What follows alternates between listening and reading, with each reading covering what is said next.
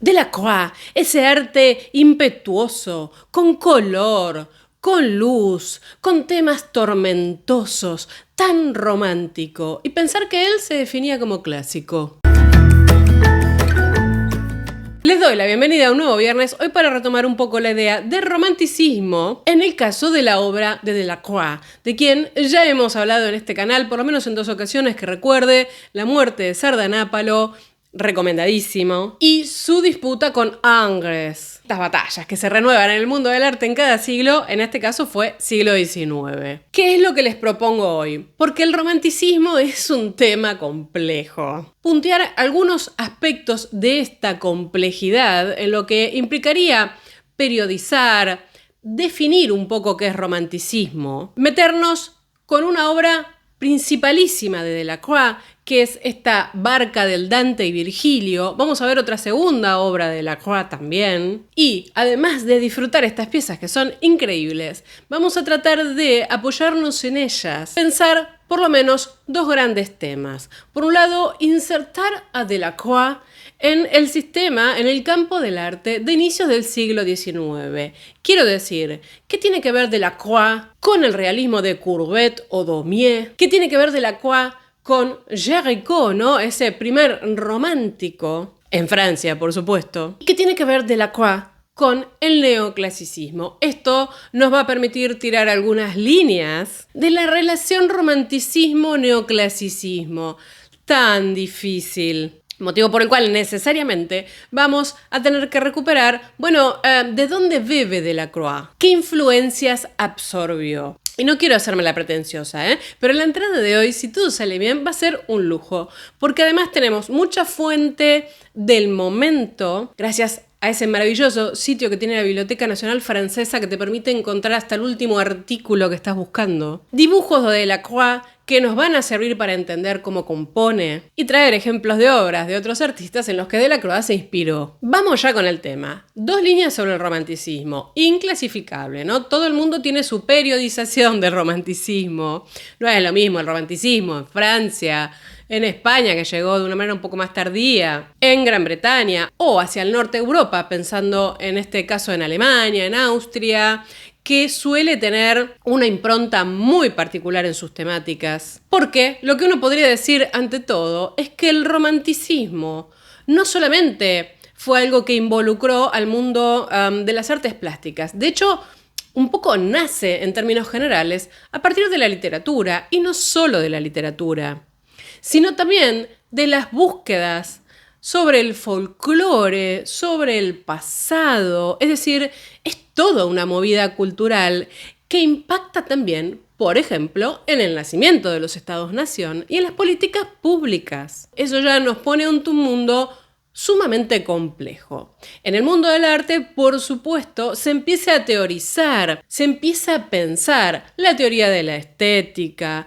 el nacimiento de la historia del arte, los conceptos de restauración, de preservación, de exhibición. Cosas que a la par van desarrollando, por un lado, una expertise y por otro lado también un público que tenía que ver, un público que tenía que consumir el nacimiento de los museos. No solo de arte igual, estamos hablando de ciencias naturales, antropología, largo el tema. En términos generales y en Occidente, podemos pensar al romanticismo como un pensamiento cross toda la sociedad que quiere romper con la tradición, con, un orden anterior, con las jerarquías sociales. Es un pensamiento que se hace con la palabra de la libertad. En nombre de la libertad se tratan de cambiar los valores sociales, los valores culturales, es decir, lo que se apreciaba hasta ese momento, lo cual hace que rápidamente se expanda por toda Europa y que cada pueblo, cada persona sienta que hay un aspecto del romanticismo que le llega, que le importa. De allí, al día de hoy, y en el arte ni hablar, se acude todo el tiempo a describir una pieza, a detallar una experiencia artística con muchas palabras, con muchos conceptos que vienen del romanticismo. Así que miren si fue exitoso en el fondo. Marcel Brion, ¿no? Dice pensando, lo romántico es dos cosas a la vez. Es un estilo y es una concepción de vida. Y esto lo vuelve muy complejo cuando uno trata de caracterizar, marcar cuáles son las líneas, por ejemplo, en las artes plásticas del romanticismo. Por eso a mí me parece que para una primera aproximación, comprender al romanticismo como una actitud, es decir, antes que en sus aspectos formales, es la mejor manera de entrar a pensar las obras que hacen a los artistas románticos. Porque se juega mucho ahí de esto, ¿no? Del estado de ánimo. Les voy a citar algo. El nombre moderno de romántico tiene ya dos sentidos. Tan pronto se aplica a una literatura nacida del cristianismo y de la caballería, como se utiliza para designar a las obras del mal gusto más monstruoso. La literatura romántica es aquella que presenta la expresión de la sociedad moderna, que nos pinta a esta sociedad o que como mínimo lleva impresos sus colores. Esta extrae sus inspiraciones de las 4 fuentes de emociones más poderosas del corazón humano: la religión, la patria, el amor, la melancolía. El carácter propio de la literatura romántica es expresar el nuevo orden de ideas y de sentimientos nacidos de sus combinaciones sociales. No hay literatura moderna que no sea, en una medida diferente, una mezcla de clásico y romántico, de nacional y de imitado.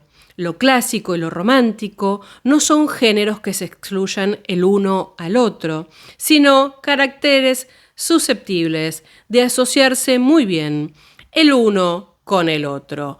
Si reemplazan la palabrita literatura por pintura, es exactamente lo mismo, porque la pintura rápidamente comienza a responder al planteo romántico de la literatura. Bueno, Aldi, tiranos unas pautas. ¿Cómo resumimos todo esto y cómo nos ubicamos? Tenemos que pensar entonces que el romanticismo afecta a la vida como primer tema y al arte. Hablar de un estilo romántico es muy complejo porque no se puede definir un lenguaje formal y expresivo concreto. Es decir, tendremos que verlo, muy probablemente, en cada artista. Lo que sí es muy cross son los temas elegidos, que no son iguales en cualquier lugar de Europa, y la actitud, como dije antes. Periodizaciones del romanticismo las que se les ocurran.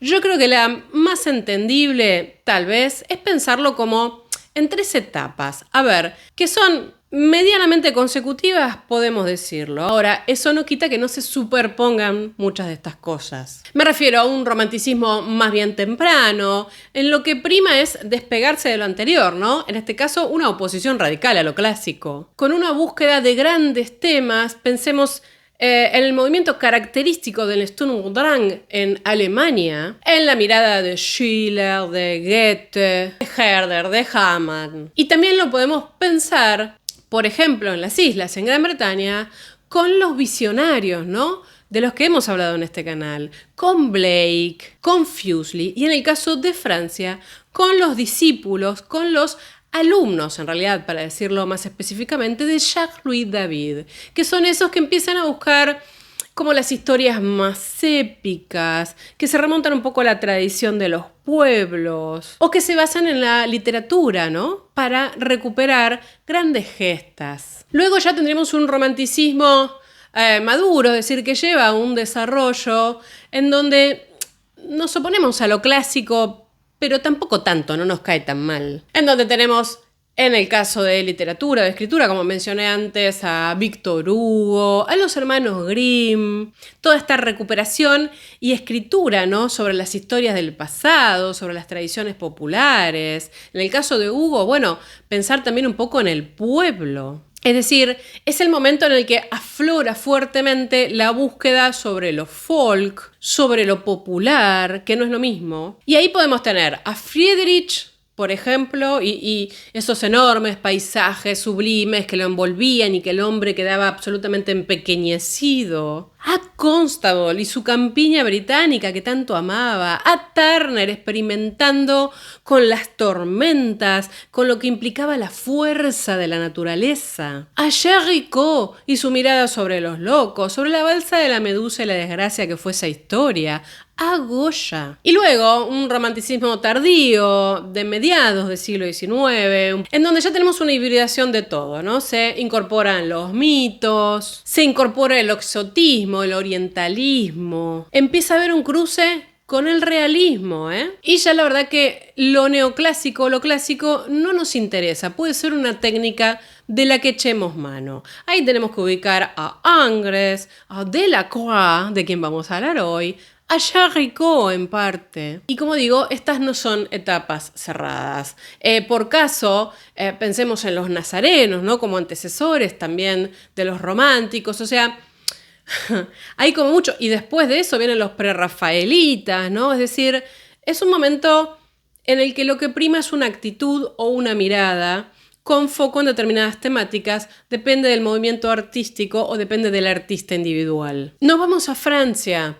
Lo hemos también pensado bastante con Géricault, ¿no? Está la búsqueda, por ejemplo, de Géricault y de Delacroix, ni hablar, aunque en otros términos, de pensar al artista, de pensarse como artistas, en tanto sujetos heroicos, casi en términos ideales, ¿no? Porque si pensamos en Géricault, los temas que él toma, por ejemplo, la balsa de la medusa, que hoy nos va a tocar muy de cerca esta obra, enlace que les voy a dejar por aquí. Bueno, ahí, por ejemplo, se habla prácticamente de todo menos de heroísmo, ¿no? Se habla de la miseria del ser humano frente a las situaciones dramáticas y cómo primó el egoísmo, el desprecio, lo cual habla de que este ser heroico no tiene por qué ser necesariamente un actor efectivo en el mundo. La balsa de la medusa, Géricault, es un tema que pega de lleno en Delacroix por distintos motivos. Primero porque Delacroix admiraba a Géricault. Por otro lado, tenía como esa cosa de competencia, ¿no? Querer superarlo. Hay muchas hipótesis, sobre el final lo vamos a retomar este tema, que Delacroix sintió que y la balsa de la medusa podría haber sido un tema para él. Aún así tenemos que ver la relación entre estos dos artistas en algún punto como de inspiración, de colaboración. Sabemos que Delacroix posó para la balsa de la medusa.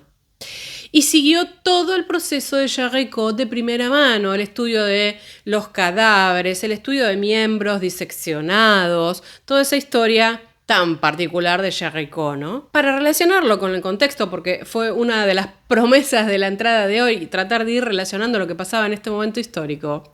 La relación así, amistosa, pero tensa, entre Delacroix y Géricault es muy similar a lo que pasó con los alumnos de David, los últimos alumnos de David versus David. Es el maestro, de él partimos, él nos enseñó, pero matemos al maestro, esto hay que cambiarlo, tenemos que ir más allá. Tema que les debo, ¿no? Hablar del taller de David. A ver, ambos tenían algunas cosas en común, como su procedencia, ¿no? De la alta burguesía, la historia de Delacroix. Al igual que la de Géricault, en algunos puntos es media compleja. Delacroix pierde a su madre en la adolescencia, a su padre en la infancia, que todavía se está discutiendo si era el padre o no. Y ambos se conocen en 1817 en el estudio de Gauguin, donde fueron a estudiar. Delacroix vivió un poco la frustración, pero también el éxito en algún punto de la balsa de la medusa. Y en 1822 sintió que era su momento. Hace un ejercicio profundamente original, buscando una temática que no fuera sacada de las noticias, como en el caso de Géricault, y presenta esta obra que vamos a ver ahora, que es La barca de Dante y Virgilio. Creo que es, junto a La libertad guiando al pueblo, una de las obras más conocidas de Delacroix y una de las más atractivas, porque hay mucho para ver acá. También la pueden encontrar como Dante y Virgilio en los infiernos. Es un óleo, como verán, que se encuentra hoy por hoy en el Museo del Louvre. ¿En qué se inspiró Delacroix? Bueno, ni más ni menos que en un poema medieval, que fue el de Dante Alighieri. En concreto, representa ese momento en el que Dante relata el descenso al infierno y al purgatorio, acompañado por ni más ni menos que Virgilio, ¿no? Con lo cual lo que se nos presenta es esta barca en la laguna Estigia, en realidad es el río Estigia, pero bueno, también se lo menciona como laguna, a mí me encanta, que es la que debe ser cruzada para ir al infierno. El río Estigia es el límite entre nuestro mundo, el mundo de los vivos, y el mundo de los muertos. Ahora, les quiero contar un poquito la historia, porque a veces hay cierta confusión interpretativa sobre este momento de la Divina Comedia. A ver, la Divina Comedia, ¿no? 1303-1321. En concreto, la historia que recupera Delacroix se corresponde con el infierno, aquello que va desde el canto 7 al canto 8. Versos 100 al 75. Es decir, estamos en el quinto círculo del infierno, donde están los condenados, ¿cómo decirlo?, enojados, coléricos. Les cuento rápidamente para ubicarnos y que nadie se me quede afuera. La historia empieza con que Dante está perdido en un bosque y no puede avanzar porque lo obstaculizan distintos animales. Una loba, un león y una pantera. ¿Y quién viene a salvarlo ahí? Ni más ni menos que Virgilio, ¿no? Poeta, escritor del pasado. Virgilio es enviado por Beatriz, ¿no? El eterno amor del Dante. En este caso, la misión de Virgilio, cuando digo Virgilio piensan en la Eneida, por ejemplo, es ayudar a cruzar a Dante con seguridad el infierno y el purgatorio, por el único camino que le va a permitir escapar de ese bosque. De ahí viene un poco toda la historia esta. Después de pasar la puerta y el vestíbulo del infierno, ambos poetas cruzan el Aqueronte en la barca de Caronte, que no es lo que estamos viendo acá. No estamos viendo ni el río Aqueronte, ni el que está en la barca es Caronte. Luego continúan el viaje y pasan los primeros 4 círculos, ¿no? El limbo, los lujosos, codiciosos, los avaros y los pródigos. Finalmente tienen que descender hacia la Estigia, que es donde están aguas hirvientes, fangosas, de las que salen cuerpos desnudos. Es decir, las almas de los condenados que se han entregado a la cólera, a la ira. Y eso es lo que estamos viendo acá. Estamos en la Estigia, no en el Aqueronte. Aldi, ¿nos importa mucho esto? Sí, importa.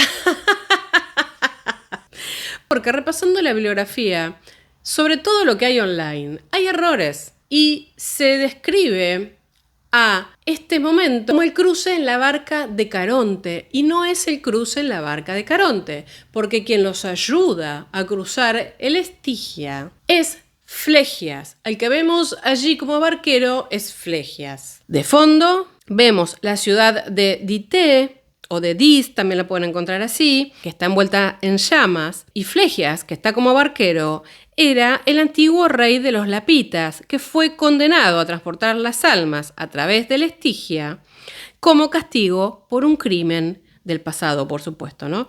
Él había quemado el templo de Dios, que se supone que es lo que vemos en el fondo. ¿Qué es lo que dice esta historia? Que Apolo se había enamorado, ¿no? Amaba a Coronis. Coronis era la hija de Flegias, pero un día tuvo un amante. Entonces se cargan a la hija de Flegias y con toda su ira y con toda su bronca contra el Olimpo, prende fuego el templo de Delfos. Entonces, estamos en la barca con Dante y con Virgilio, cruzando el Estigia, dirigidos por Flegias. Y es maravilloso, ¿no? Porque Dante también cuenta esto. A medida que la barca va avanzando, muy dificultosamente, es atacada por los condenados, ¿no? De hecho, cuenta en ese momento Dante que reconoce entre ellos a un amigo de él, a Filippo Argenti, que había pertenecido a los Guelfos Negros, todas las roscas italianas, toscanas, florentinas del momento, ¿no? Se supone que este último había bofeteado a Dante en público y se opuso al regreso de Dante a Florencia. Dante lo reconoce y Virgilio rechaza esta alma. Queda ahí, por supuesto, entre los demás condenados. Vamos a terminar la historia rápidamente. Una vez que desembarcan los dos poetas y continúan su viaje por los últimos círculos del infierno, llegan a la entrada del paraíso terrestre. Ahí Virgilio se despide y deja al Dante en manos de nuevos guías, Beatrice y luego Bernard de Clairvaux, que lo llevan por los caminos del paraíso. Hasta aquí la Divina Comedia. Ahora, vamos a la cosa plástica. Tenemos representados al barco, los dos protagonistas, ¿no?, que están en el centro de la composición. Flegias está visto desde atrás, hacia la derecha, que está envuelto con una tela azul y tiene el timón, ¿no? Y aquí ya tenemos una pequeña pauta, ¿no? Delacroix parece haberse inspirado claramente en una obra archiconocida, que no es ni más ni menos que El torso de Belvedere. A Dante lo reconocemos porque tiene la ropa medieval, ¿no? De rojo, y Virgilio tiene la corona de laurel, ni más ni menos, ¿no? Un poeta laureado. Dante aparece descrito ahí maravillosamente, ¿no? Creo que es la imagen que tenemos de Dante todos igual, con una túnica blanca, cubierta por una capa verdosa, la cabeza tapada con ese gorro, con esa prenda roja. Y vean ustedes la cara del Dante, ¿no? Que está como aterrorizado y además le genera repulsión lo que está viendo, ¿no? Porque ve a todos los condenados como que se les tiran encima, muchos de los cuales, como ya pusimos el ejemplo de su amigo, son florentinos, ¿no? Que pagan sus culpas con eternos sufrimientos. Por otro lado, hay como un cierto principio retratístico de las imágenes que se conservaban y se conocían en ese momento del Dante, ¿no? Con una nariz así muy aguileña, muy característica.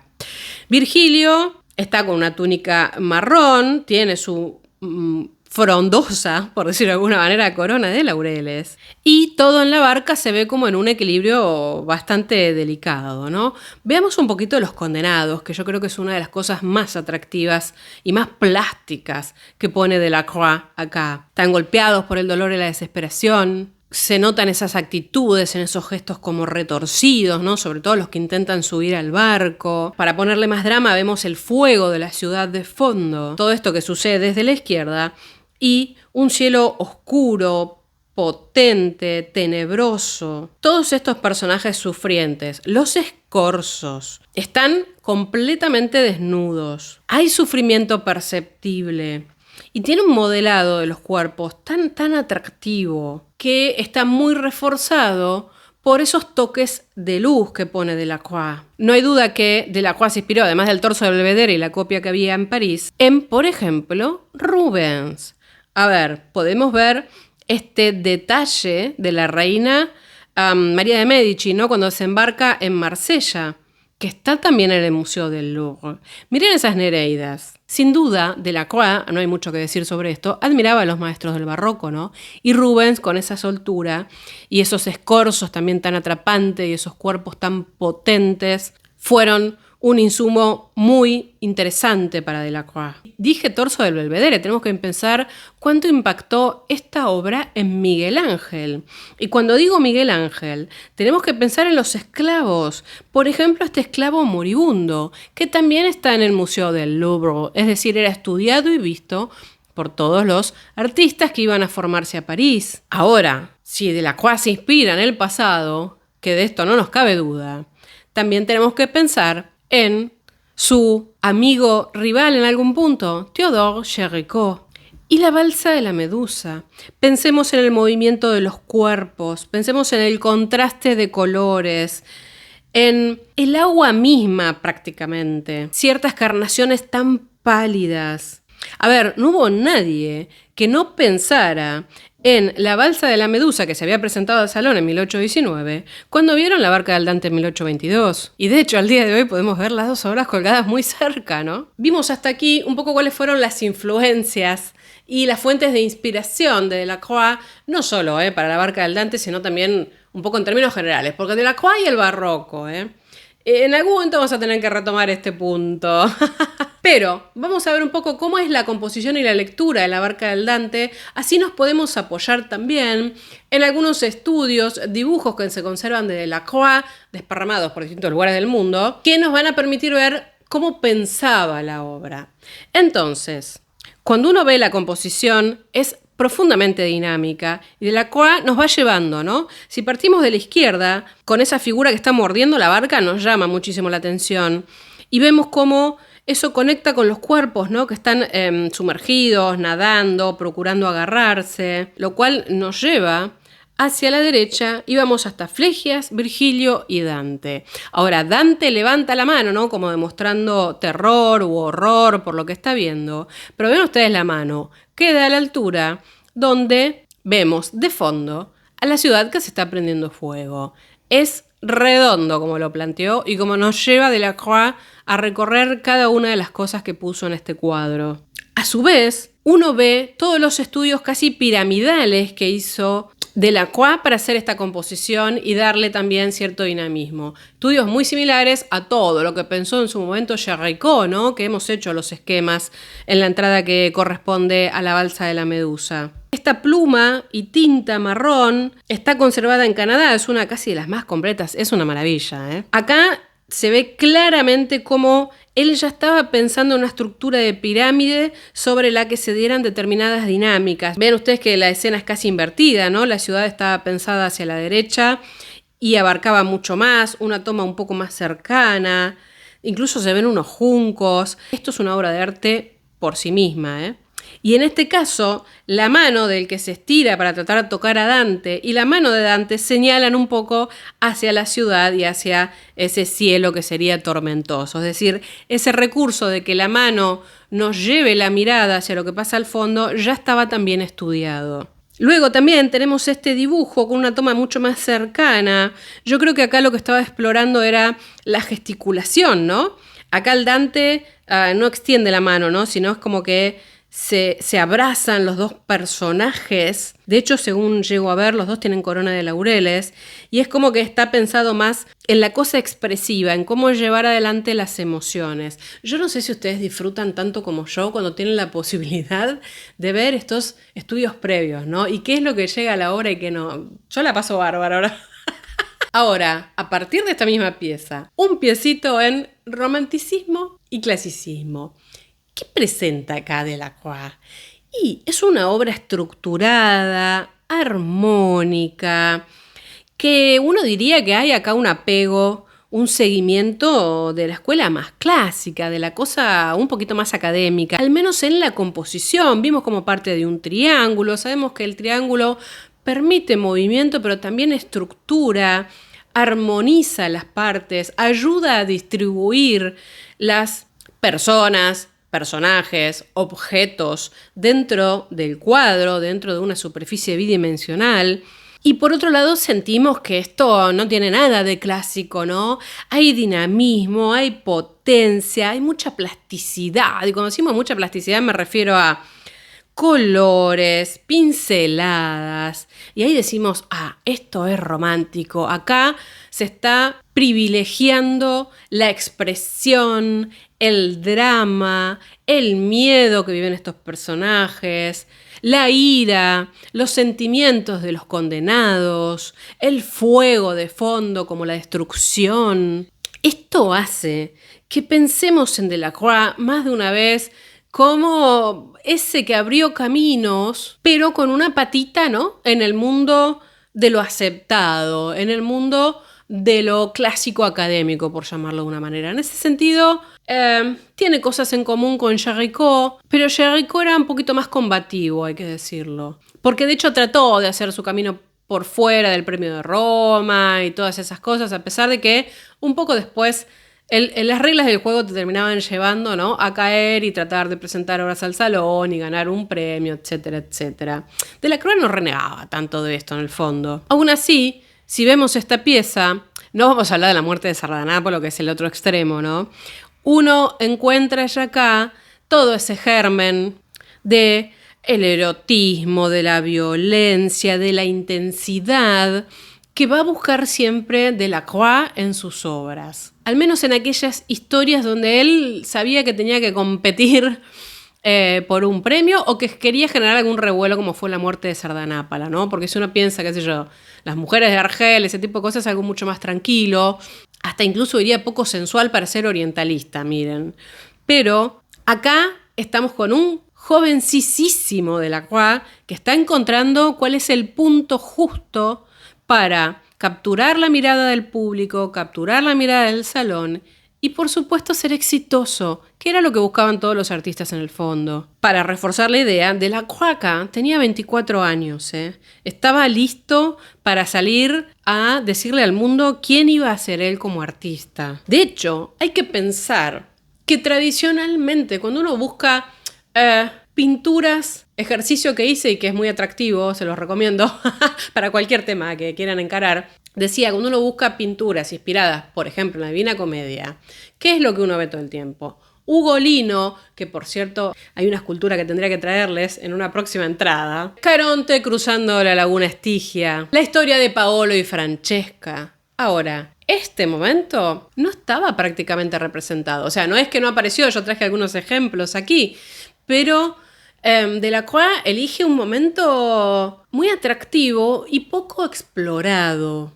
Es decir, quería presentarse con un concepto que en ese momento no se manejaba tanto, sí se maneja más en realidad desde fines del siglo XIX. Quiero decir, original, quería ser original, lo cual nos da pie a pasarnos a la mirada del público, a la crítica. ¿Qué pasó con esta pieza cuando se presentó en el salón? Y la presentación de esta pieza conecta con una anécdota muy simpática. Y es que Delacroix, como casi todos los artistas, si bien venía de una familia más o menos acomodada, rasca, no tenía un peso, no podía pagar un marco adecuado. Sabemos que al salón tenías que presentar con todos los piripipí. Claro, ¿qué hace Delacroix? Se empieza a desesperar. Entonces le pide a un carpintero que había en el edificio donde él vivía, si no le hacía un marco. ¿Y qué hace? Lo pinta con cola, le tira polvo de oro, como para imitar los habituales marcos dorados, esos típicos que uno conoce y con los que se presentaban los cuadros en ese momento. Ahora, cuando lo presenta al salón, se le empieza a descascarar, se le empieza a caer a pedazos el marco. Y el barón Gros, que le había gustado mucho el cuadro y que yo creo que hasta se enterneció por Delacroix. De hecho, fue un gran defensor de Delacroix, hay que decirlo. Le reemplazó el marco con sus propios recursos y quedó en un lugar central súper destacadísimo. ¿Y qué opinó el jurado? Bueno, les gustó bastante. De hecho, el Museo del Louvre lo termina adquiriendo por 2.000 francos. Lo expuso en el Museo de Luxemburgo en vida de Delacroix y en 1874 lo traslada a salas propias. En términos generales podemos resumir que para Delacroix fue un golpe de fortuna este cuadro. Ahora, críticas hay de todo. La verdad es que mientras miramos un poquito más la obra, recibió una acogida bastante mixta en realidad, pero lo importante es que también generó pasiones, ¿no? De hecho fue recontraatacada con cierta virulencia, de la misma manera que fue muy defendida, por ejemplo, como dije, por Gros, a quien vamos a recuperar ya mismo, ¿no? Porque terminó diciendo Gros una expresión que al día de hoy termina siendo asociado a Delacroix. Quizás no en Argentina, no sé, pero si usted anda por París y en un momento dicen ¿es Rubens castigado o es Rubens reprendido? La gente va a pensar en Delacroix. ¿De qué estamos hablando? Que cuando la crítica empieza a decir que eso no es un cuadro porque aparte no tiene el marco adecuado, de esa manera no cumplió el reglamento, con lo cual si no pasa la inspección habría que sacarlo, etcétera, etcétera. Bueno, como ya dije, Gros paga esto, le gusta, apoya económicamente a Delacroix y dice que para él esta obra está inspirada en Rubens, claramente, pero que lo han castigado. Por otro lado, también es cierto que, por ejemplo, Géricault defendió muchísimo de las críticas a la obra de Delacroix y también Proudhon, es decir, dos artistas que más o menos estaban en esta movida, ¿no? Es cierto que Delacroix se quejó que, por ejemplo, su antiguo maestro, Guérin, no lo defendiera o no apoyara su obra. De hecho, dijo claramente, le pedí a Guérin, por deferencia, que viniera a ver mi cuadro para darme su opinión. Solo recibí críticas.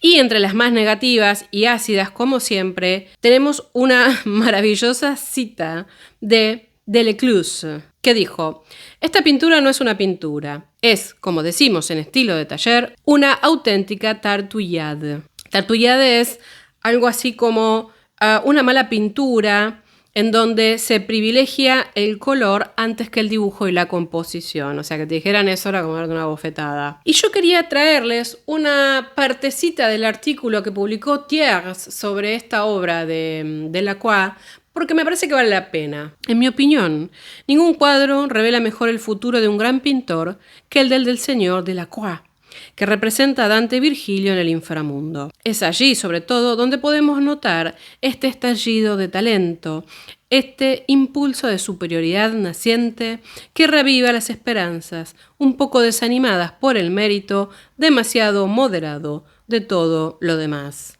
Dante y Virgilio, liderados por Caronte, cruzan el río infernal y con dificultad se abre paso entre la multitud que se agolpa alrededor de su barca para entrar en él. Dante, supuestamente vivo, tiene la horrible tez del lugar. Virgilio, coronado con un laurel oscuro, tiene los colores de la muerte. Los desgraciados condenados a añorar eternamente la orilla opuesta se aferran al barco. Uno lo agarra en vano y, volcado por un movimiento demasiado rápido, vuelve a hundirse en el agua. Otro lo abraza y empuja con los pies a quienes como él quieren acercarse a él. Otros dos agarran con los dientes la madera que se les escapa.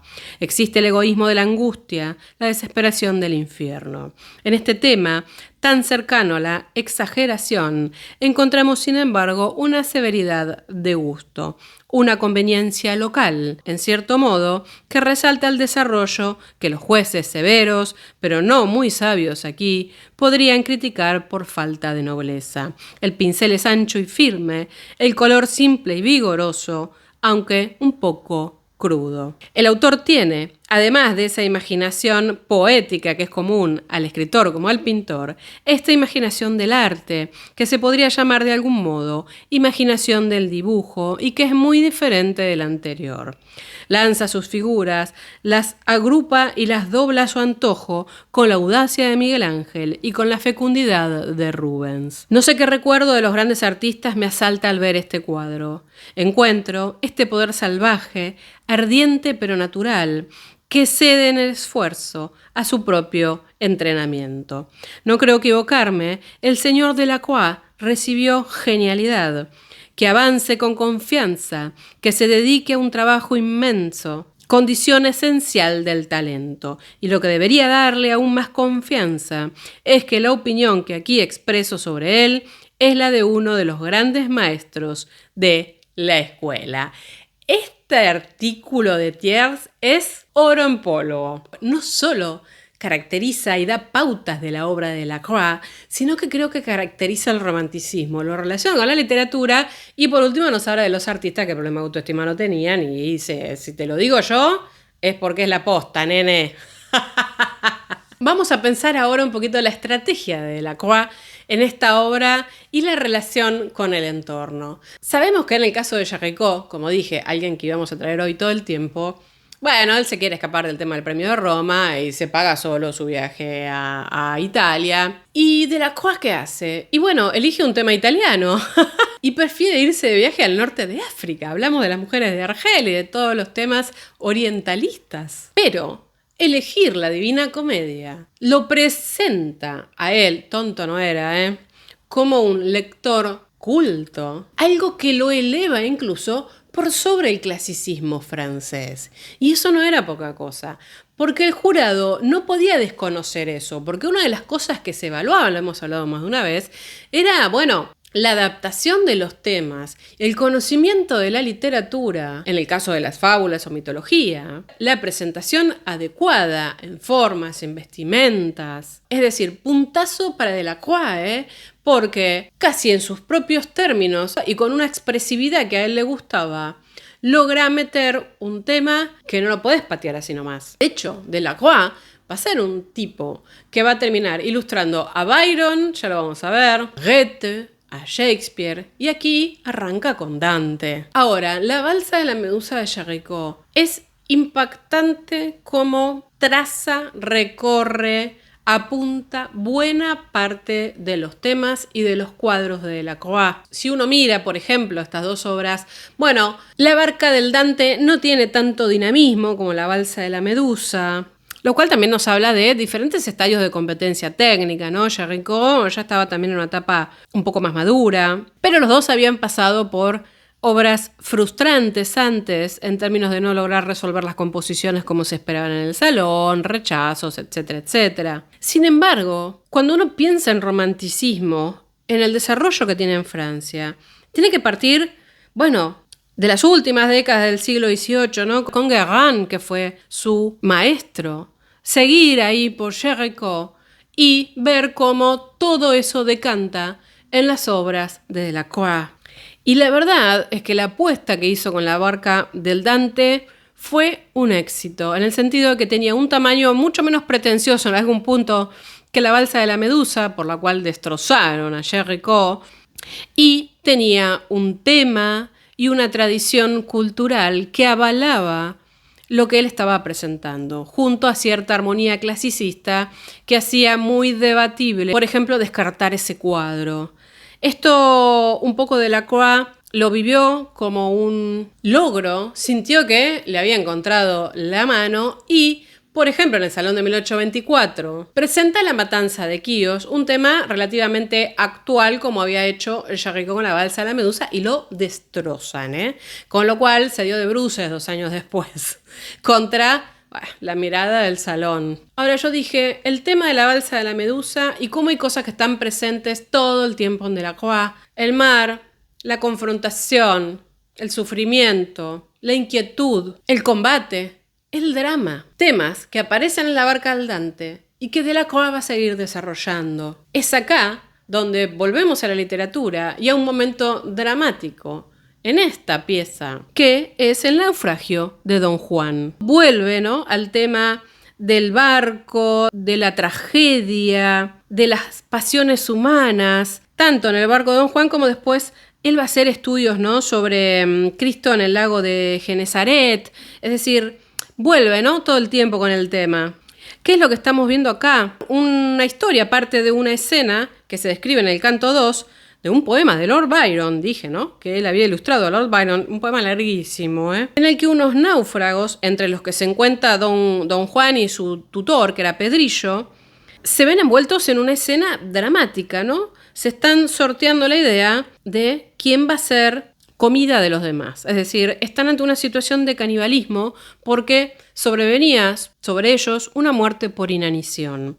Vean ustedes el recurso, ¿no?, tan similar a la balsa de la Medusa, que fue una historia real igual, ¿no? Byron cuenta que quien fue víctima de todo esto fue Pedrillo, que en esencia se lo comen, pero claramente se vuelven locos, otros mueren, y solo queda vivo Don Juan, que arriba a las islas, miren ustedes, ¿no?, Cícladas, en el Egeo, donde, bueno, ahí después la pasa bárbaro porque se enamora de Aide, etcétera, etcétera. Lo que estamos viendo acá es un estado inquietante por el tipo de luz, miren ustedes, ¿no?, que presenta la barca. Hay muchas personas, no hay tanta acción, sino que algunos están ya medio moribundos y uno tiene esa sensación de atmósfera pesada, ¿no? Estamos decidiendo a quién nos vamos a comer. Esto claramente tiene que ver con la balsa de la Medusa y con toda esta historia, ¿no? Hay un drama contenido en esta obra. El trabajo sobre las expresiones, la gesticulación, eso es algo que Delacroix realmente trabaja muchísimo, creo que también fuertemente a partir de Géricault, ¿no?, y sus trabajos sobre los locos y temas que ya hemos visto también en el canal. Del lado de la proa del barco está Don Juan, está como aturdido. El resto, bueno, un montón de personajes ahí sufrientes, abatidos, otros que parecen completamente idos, en términos casi de lo que llamaban en ese momento idiotas, ¿no? La mujer recostada, otros que tienen una actitud un poquito más activa, ese cielo que un poco se funde con el mar, ¿no?, oscuro, como una tormenta que se avecina. Apenas hay un poquito de claridad, parece una escena más bien nocturna, claramente. Y realmente yo creo que en cada personaje que vemos acá hay como un estudio del alma, hay como si Delacroix hubiese pensado en cada uno de ellos y en qué sentía cada uno de ellos. Es absolutamente palpable esto. De hecho, hay unos bocetos también muy lindos. Este está en el Victoria and Albert Museum. Este muestra un poco más fuertemente la escena del sorteo, es decir, cuando se sortean a ver a quién se van a comer. Y este dibujo de Delacroix, que no se sabe si tiene que ver con esta pieza o no, al menos el Museo del Louvre no lo aclara, pero que son personajes en una barca, en un mar. Y la verdad es que, así como él mismo pensó constantemente este tema y lo acompañó buena parte de su vida, quizás también porque él viajaba mucho, ¿no? A partir de la crítica de Thiers que leímos, un gran defensor, terminó siendo un gran defensor de Delacroix toda la vida. Bueno, el impacto a partir de Delacroix, ¿no? Delacroix es un gran maestro de sucesivas generaciones, quiero decir, muchísimos, tantísimos pintores se han inspirado en él con el correr de las décadas y de los siglos, le diría. Con esto quiero decir, Manet hizo copias de la barca del Dante. Feuerbach, un pintor alemán, también. Cézanne incluso también dibujos, ¿no? Gente que iba a estudiar esta pieza, como es este caso de André Derain. Miren ustedes qué maravilloso estudio, así, tan capturado por luces y sombras, ¿no? De el Don Juan, por ejemplo, de Delacroix. Vamos ahora para el cierre a poner algunos puntitos sobre este Delacroix también tan provocador, ¿no? Quizás no tan exagerado como Géricault, pero vemos que un poco es producto de lo que viene antes de Géricault, Guérin, etc. Cuando Delacroix le dicen, usted es el Víctor Hugo de la pintura, es decir, romanticismo, Delacroix dice, yo soy un clásico puro. Sabemos que a Delacroix le gustaba hablar bastante y además le gustaba confrontar con Angres. Pero en algún punto, como dice Hugh Honor, eso nos habla de un pintor romántico, de alguien que pone su personalidad, su mirada sobre sí mismo, antes que la de los otros. Y la verdad es que en algún punto yo creo que lo que se estaba debatiendo, ya sea con Angres o Delacroix, que fue lo más clásico, y lo hemos hablado aquí, es como una distinta mirada sobre el romanticismo, sin dejar un clasicismo que realmente fue fuente. El romanticismo no hubiese existido sin el neoclasicismo, para decirlo claro. ¿Quién fue a buscar las grandes épicas, los grandes temas y demás? Fue David. Ahora, por supuesto, con distinta mirada, con distinta aplicación. Y Delacroix, en algún punto, no se termina nunca de apartar de esa sociedad parisina de moda, ¿no? Porque toma un poco de Géricault, algunos ven también esa mirada que está desarrollando Goya, pero piensa en Miguel Ángel, pero se va a Rubens, que si hay algo que supo hacer Rubens bien en la vida es lograr la combinación perfecta de plasticidad barroca con una alegoría que nos habla de un clasicismo extremo. Por eso, también podemos pensar el romanticismo como un cóctel muy puntual de intelecto y emoción, porque no pueden creer nunca que es todo emoción, lo acabamos de ver incluso analizando esta obra de Delacroix. En ese sentido ya estamos absolutamente lejos de la idea del artista artesano. Delacroix es un artista intelectual que trabaja en algún punto en la sociedad que le toca, es decir, sobre la ficción burguesa. Esa ficción burguesa que en ese mismo momento estaba empezando a ser cuestionada desde el realismo, desde Courbet, desde Daumier, desde Millet. Sí, tenemos que ubicarlos a todos, ahí medio casi contemporáneo, ahora Delacroix ya era más grande. El punto es que un poco los dos movimientos criticaban lo mismo, pero Delacroix no necesariamente sentía que hacía un arte para cambiar el mundo. Algo que al menos sí se planteaba Courbet, desafiando las normas y plantando algunos temas desde una mirada netamente política. O Daumier y Millet desde un punto de vista quizás un poco más descriptivo de la realidad social del trabajador de las capas bajas. Delacroix no está en eso, pero sí convive con eso. Y la verdad es que hay algunos que piensan la pintura de Courbet ante todo como una pintura de artista en términos individuales, más que al servicio pleno de una revolución o de una mirada netamente política. En ese sentido, bueno, Courbet también miraba a Delacroix, Lo cual nos lleva a pensar también este momento como muy complicado, ¿no? Porque en términos de recursos formales, vean ustedes, hemos estudiado aquí a tipos que se parecen más al gótico manierismo, como Angres, a Friedrich, de quien no hemos hablado, pero ya le haga su turno, tan relacionado con los nazarenos y esa cosa que miraba un pasado perdido. A David, también mirando un pasado perdido, pero en términos clásicos. A Géricault, que cuando describimos su obra pensamos en un barroco temprano. Y a Delacroix, que lo pensamos en términos casi de Rubens, ¿no? Como un barroco tardío, mucho más suelto, mucho más plástico. Lo que lo lleva a redondear todo el discurso que hemos hecho hoy, en que, para definir un estilo, no nos alcanza solo con la mirada plástica. Al menos en este momento, contenido y contexto sociocultural son fundamentales. Quiero decir, el romanticismo se define mucho más por sus temáticas que por sus recursos formales o técnicos. Así que si están preparados, me hacen saber en los comentarios si nos metemos a fondo con algunos videos que nos hablen del movimiento romántico en las artes plásticas, al menos inicialmente en términos generales, en las distintas corrientes que hubo dentro de Europa, y después nos metemos en concreto con algún artista. Por caso Friedrich, que es alguien que me piden mucho. Entonces, aunque no lo pareció, hoy tuvimos cierta carga conceptual bastante densa, ¿eh? Así que hasta aquí vamos a hacer la entrada del día de hoy.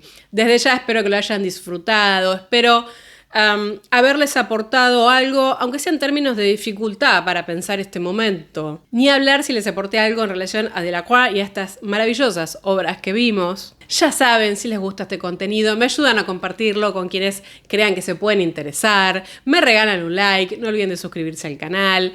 Tienen también mis contactos de redes y la página web, no olviden pasarse por ahí para suscribirse, que de hecho ha sido un año de agenda complicada, pero vamos a hacer otras charlitas de café con arte, prometido. Y nos vemos el próximo viernes. Estoy, al menos yo, muy contenta. Me parezco a Thiers hablando. Con el tema que hemos tratado el día de hoy. Adiós.